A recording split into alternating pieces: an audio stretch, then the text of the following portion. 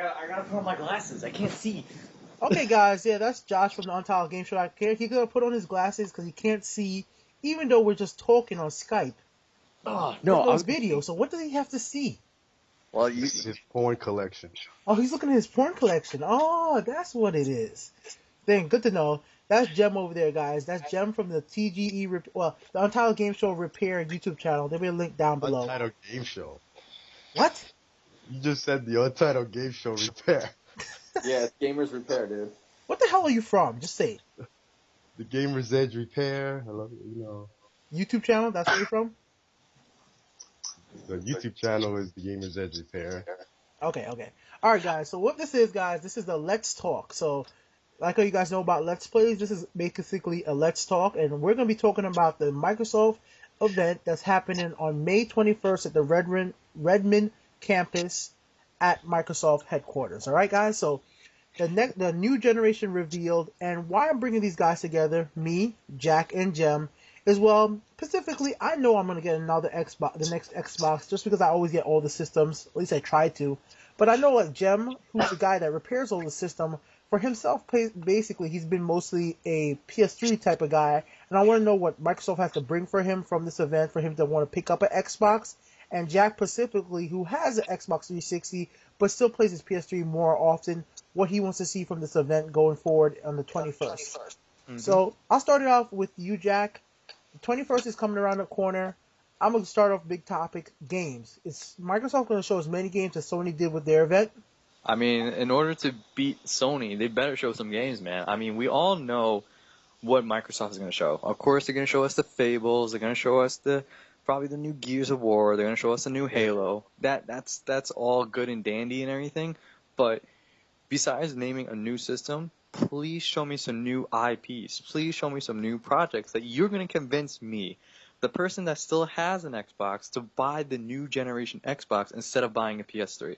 They need to, like, wow me this time. They need to, like, say, here are the new games. Here is what we're going to do with this. Here we're going to do with that. And this is why Xbox is the system that you are personally going to buy and not the PS3 or the Wii U. But my question to you, seeing as that's what you want to see, is the games. That's why I started off you with the games, because you're a gamer first. They said they're going to be marketing this console more as a set-top box, as in you come home, you watch your Netflix, you watch every single thing on this, your ESPN. Do those features matter to you as somebody who travels around a lot, where you don't really care about cable as much and you watch a lot of stuff online anyways? Well, I mean, it's a yes and no. At the same time, you do have those people where at times they don't want to watch like cable or anything like that. They want to watch the quick things. They want to go on Hulu. They want to go on Netflix or anything like that. My personal opinion on it, I mean, it's the whole concept what they're trying to do is replace the whole like cable like television scenario and just make sure that your Xbox is the main priority of what you have in your house for social, movie, gaming needs. That basically it will replace everything what it's trying to do. What do you want from your console? Do you want everything, or do you want your consoles to play games online with your friends? What do you want more? Well, me typically, I mean, I use my PS3 to watch like Netflix or Amazon and to play games with my friends online or offline. Yeah. Me personally, I mean, it doesn't really bother me as long as, you have the games of interest that I like and everything. But, I mean, adding, like, sports channels and everything like that, it's just basically you're trying to create a system where it takes over your cable box. Like, you don't need Optimum or Verizon or anything like that. Like, this is your number one source to go to. Buy an Xbox. Make sure that you have the live or anything like that. All right, so I'm going to move on to my dude over here, Jem. I think this will be a little bit more important to you. PS3, on their event, they didn't show off the console. Do you want to see the new Xbox on this 21st? As somebody who repairs the system, what do you want to see from Microsoft on this 21st event? I want to see basically if it doesn't look like it's made out of cheap stuff. That's true. Basically, the Xbox 360 right now, fixing so many of them, it's like cheap parts all over the place. And I want to see if it's going to end up being like a headache waiting to happen, if I'm going to end up having to learn all new ways to fix this Xbox, new Xbox, and figure out, this thing is the problem and all that. Well, how about this? What about from a gamer standpoint? You always had the a PS3. What do you want to see from a console-wise? Why would you stop playing your Assassin's Creed games on a PS3 and move on to an Xbox 360? What would Microsoft have to show to you? I wouldn't even know. I'm all PS3. Xboxes. I had an Xbox before. I only got it for one game before. It was Ninja Gaiden, but then I just played it and then stopped.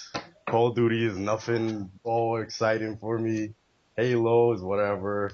So for my opinion, they can make whatever game. They can have an Xbox exclusive game. It, majority of them is, it's not like a system buyer. I won't buy it just because of that game. If it is something all awesome, I might end up having it for my store, but I would try it there and then I wouldn't even buy it for myself. Well, how about this? All right. So let me just get everybody a little focus right now. Things what Microsoft definitely is going to talk about. Xbox Live. What's the next evolution for Xbox Live that you want to see? First, let's start with you, Jem. Is it you see the pay model yearly $60 a month pay model working for you this time? Because you've had a full Xbox Live subscription, but that was because you have a store where you have people come and play games. Do you think that Microsoft could convince you by adding anything to Xbox Live for you to really want to pay that month? Because you do have PlayStation Plus. Let me ask you this, actually. Let's start over. Why do you play for PlayStation Plus and not for Xbox Live? But PlayStation Plus, you get a lot more stuff. But Live, they would have to do some PlayStation Plus type of thing for me to pay month to month. Otherwise, I'll just do some year thing or whatever if I'm going to have it for the store. And I wouldn't want to do no whole month to month. You got to always worry about, I got to pay for Live. What about you, Jack? What do you want to see from Live? I do agree with Jem on it. If Live does like the same exact stuff as like PlayStation Plus does, and be like, you know what, this is the bang that you get for how much money you pay for.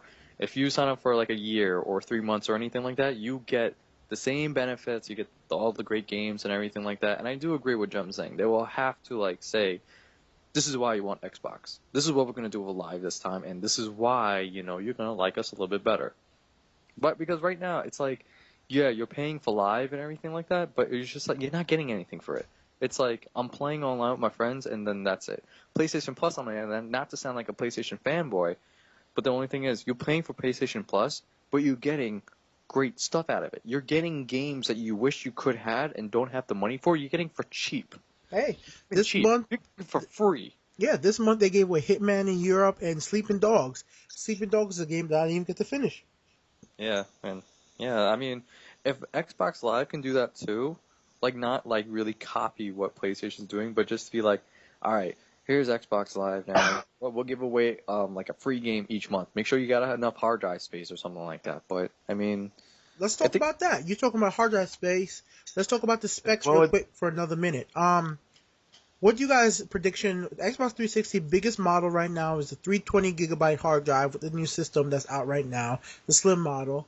I think there might be one with 500, but I might be incorrect.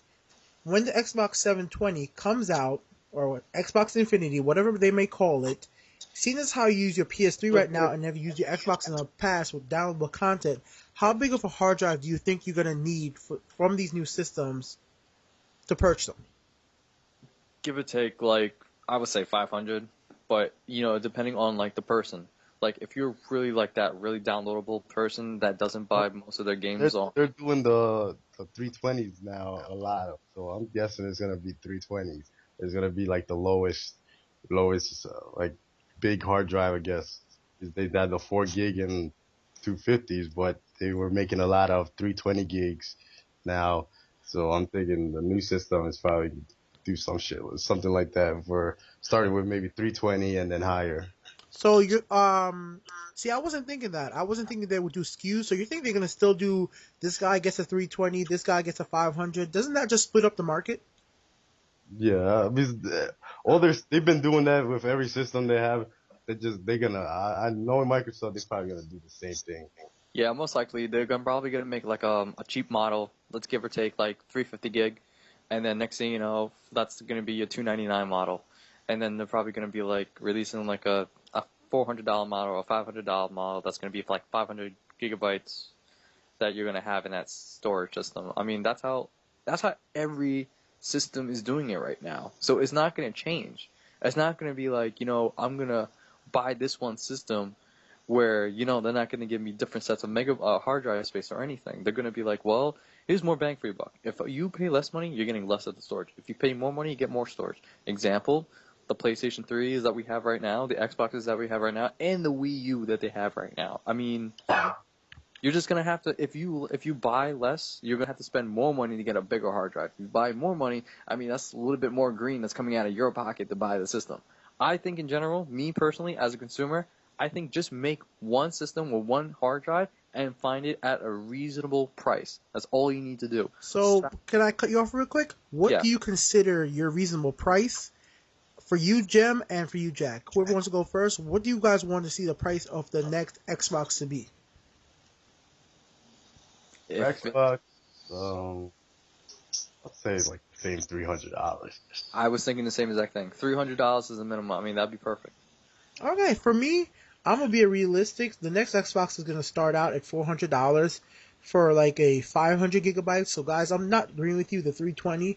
I just don't think they could put out a system going forward at 320 anymore, because right now downloadable games are like 15, 20 gigabytes, and if they're gonna do a PlayStation Plus type service, over 5 years time, you're gonna fill up that space before you knew it. And I hope they still do the detachable hard drives. I do like that system. These Xbox, the reason why I was thinking they're gonna start with a low size is because they want you to buy the extra hard drive so you can get more bigger size. I'm thinking they're gonna do the same thing. They wanna separate the hard drive so they can sell you the bigger sizes. So if you eventually fill it up, you're gonna have to buy a new hard drive and buy the transfer cable that you're gonna use to transfer your data into the new hard drive. So you're looking at it more like a business perspective more than from the consumer point of view. Yeah. Well, all right. Then if I'm gonna look at it like that, then maybe Microsoft will do it like this. They'll have a cheap model for like $200 that's going to be subsidized, where you pay like $15 to $20 a month on that, and then they'll have the regular model for $400. For Sony, I'm just going to throw it out there. I think Sony's might be stupid, but they probably will have a $500 PS3 model, and it's going to come with like 2 controllers and a game. That's going to be a bundle system, and the normal price for the PlayStation 4 is going to be $399. I don't see them being able to sell it less than that. $300 would be great, but some reason, knowing Sony, they don't have a tendency of dropping their prices for their initial launch systems too much. Because, guys, consider a brand new PS3 is still $300 right now, is it not? Mm-hmm. Yeah. Yeah. So if they're still selling the PS3 for $300, I see no reason for them to drop the price of the PS3 to $200 and then sell the PS4 for $300. Yeah, that's true. I mean, how Microsoft is going to do, because I've been reading some stuff, what they are going to do is that they are going to try to sell their Xbox a little cheaper, but there's a gimmick to it.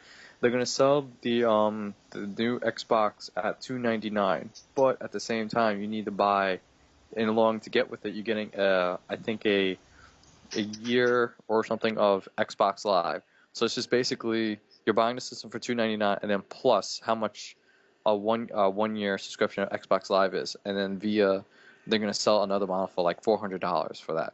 So I see a lot of people spending the $299, the $300 for the system, and then getting Xbox Live instead of spending like the $400 or $500 for that system.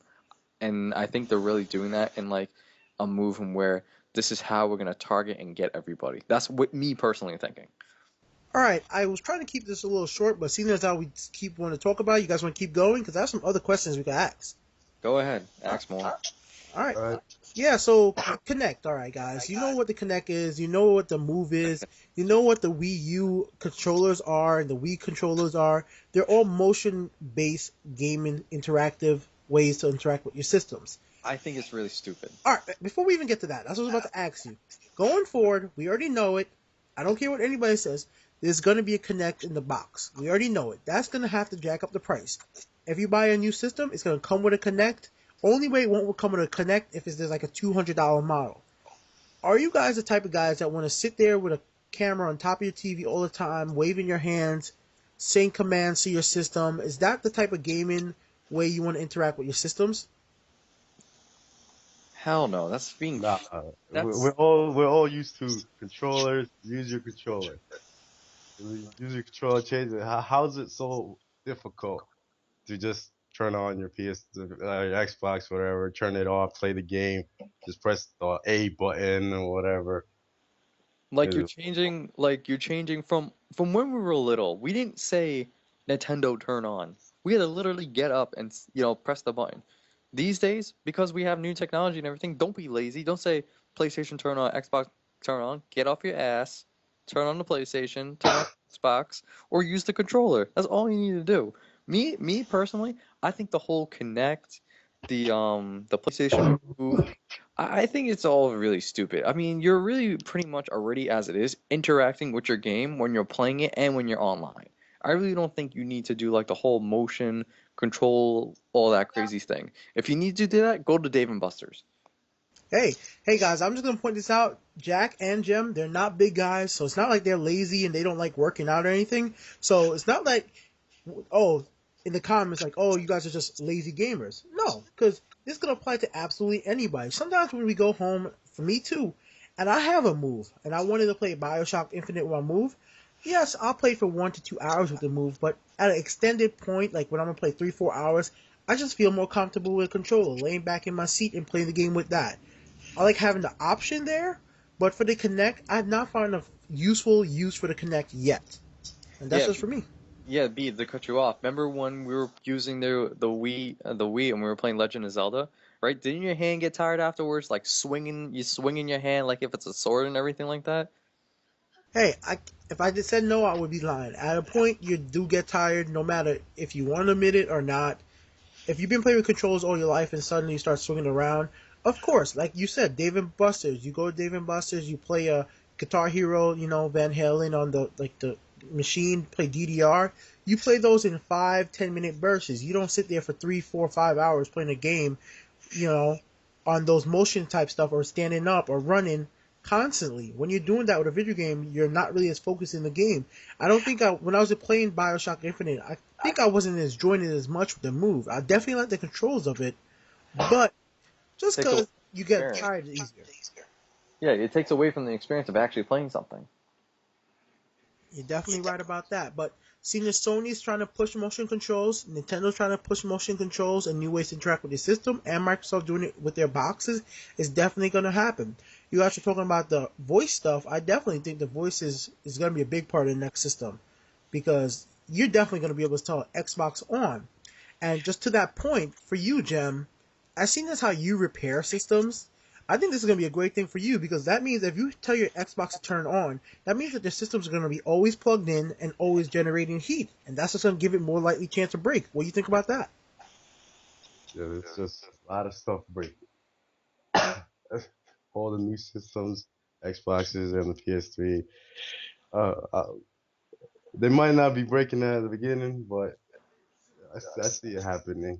Because if they're doing this whole voice command, that might have its own separate way to control that, and I can see that breaking, or oh, my Xbox can't, it's not turning on when I talk to it. Hey, man, I can how many times have we had people with Xboxes saying, Xboxes and PS3, oh, my Wi-Fi card's not working? Stuff like that happen. But we know the reason for that. A lot of times their Wi-Fi cards is real next to the power supplies. They've dropped their system and it gets too hot and it messes up the wire. So all types of different stuff is going to break on these new systems. You said something? no. No, I said all types of things are going to break on these new systems. Whether they can engineer it perfectly or not is a question. But going on the system-wise, colors, guys. What's going to be the new color of the PlayStation 4 and the Xbox 720? Black. Black. Come on, you couldn't think of something a little more original? Indigo. Indigo, I like that. It's It's going to be It's gonna be meringue. black. gonna be fuchsia. It's gonna be fuchsia. I'm telling you, it's gonna be meringue. Not really, but think back in the day when you had your N64, it came in so many different colors. Why have we moved away from that? I think that's an interesting move. I don't know. Everybody's just going with the plain colors these days. They're going with the white. They're going with the black. That's just the plain norm colors. Nobody wants to have a red system or a pink system or yellow. They just want Hey, like a hey, neutral color. They're going with the safe colors. Exactly. I So mean, black and white. If for all the people, they're like, oh, somebody has to like the white one. Somebody's gonna like the black one. It's not like, oh, you don't like black. It doesn't match my whole setup or whatever. Majority of your stuff. That's why even in whatever TVs, everything is black. Black. The black is matches anything. hey, yeah. man. I'm just gonna put it out there. I think this is Apple's fault. I just think it's all these companies trying to follow Apple's design. They make everything white and black, and they don't need to be following Apple. Because back in the day, Nintendo had many colors. Now they don't. Look at the 3DS. The 3DS should come in every color in the world, just like the old school Game Boy Colors did, but it definitely doesn't. That's true. Like the GameCube also, when the GameCube first came out, they had a blue, they had a black, I believe a silver came out eventually, and then yeah, they changed from there. And I think a lot of people, the majority of people, including myself, I mean, I bought a silver one. Surprisingly enough, I thought I was gonna buy a black one at first, but I bought a silver one. Hey, I had that purple lunchbox. My GameCube was a purple one, so it was a weird color one. And I enjoyed the hell out of it, too. Yeah, the only thing that they didn't do was when PlayStation came out, they didn't change the color or anything like that. They just like, yeah, let's just keep it gray. When Xbox came out, it's just a big ass black box. Let's not talk about the Xbox One, man. That thing was... Well, Sony had the different colors, but they only had it in Japan. Oh yeah, well Japan has everything. Hey, man, if we went to Japan, which we will do, we would get all the other colors, too. But we here in America, and I just think for a fact that Americans want the color choices just as much as every other nations out there, like Japan. I mean, I would love to have a silver PlayStation 4. That's just my personal color I would like. I would love to have a nice silver color for my PlayStation 4. For my Xbox 720, realistically, I know it's supposed to be green, but I think something like blue would look nice. And talking on that point, I hope the new systems are easy to customize in the sense that I could go get it modded, go get it painted job. But it'd be nice if they bring back features where I know a lot of people didn't like it, but I think the snap-on faceplates was an interesting idea. You could change it, make it your own style. I thought that was awesome because it gives you like, own personality or own personal touch to it. Like when I had my Xbox, I think of like when Soul Calibur came out, I changed my faceplate to have what Star Wars on it, and that was just me. And then when Assassin's Creed came out, I changed it completely. Yeah, but why would they go with the newer Xbox, the slim one, 360? They don't have the faceplate. I mean, the faceplate can't change, but not directly by the customer. You know, you would have to go inside, open up the whole entire system to do it. I mean, I thought that was a good idea. Well, they tried it for a little bit, and then when they do the redesign, they were just like, well, you know what? We're just gonna screw that idea completely out the window. Amen. I think it's about money. We've been talking about this for a long time. We didn't even go over all the stuff I meant to talk about, but it's been quite interesting. I actually want to come back with you guys and talk to you guys about some Nintendo stuff because EA is not making Nintendo games anymore. If you guys don't know about that, yeah. So we'll get back to that, guys. So thanks for watching, everybody. This is B with the UntitledGameShow.com. Over there, that's Jack. Say what's up, man. What's up? What's up? I'll talk to you guys soon. Check out the videos that we put on the website. Check out our YouTube channel. I eventually, sooner or later, will do a new show. So I know you guys are missing all of us, our faces, and be like the expressions and the FU bombs and everything like that. So it will come eventually. Yeah, man. What should they check out for you, man? What do you want them to? What do you want to plug? Well, you should check out the YouTube channel. I'm bringing about more how-tos soon. Trying to plan every how-to I'm trying to get out. And just basically the YouTube channel. Because eventually, I'm gonna update all the website, so you can check that out. And yeah, well, most people don't know, the Untitled Game Show and the Gamer's Edge, we're gonna be doing a anime. So that's Shit. no works. So we're gonna try to get that up and running soon. So Damn right. Watch out, Naruto. We're coming for your ass.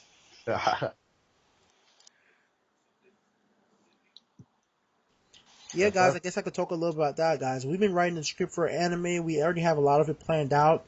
And it's just a little side project we'll be doing, but we'll have more information closer to that when it gets released. Anyways, thanks for listening. It's been way longer than I expected it to be, but that's how gamers are. We talk about anything. I'm going to do another Let's Talk really soon. We're going to talk about some Nintendo stuff and some Blaze Blue anime stuff as well. Till next time, peace.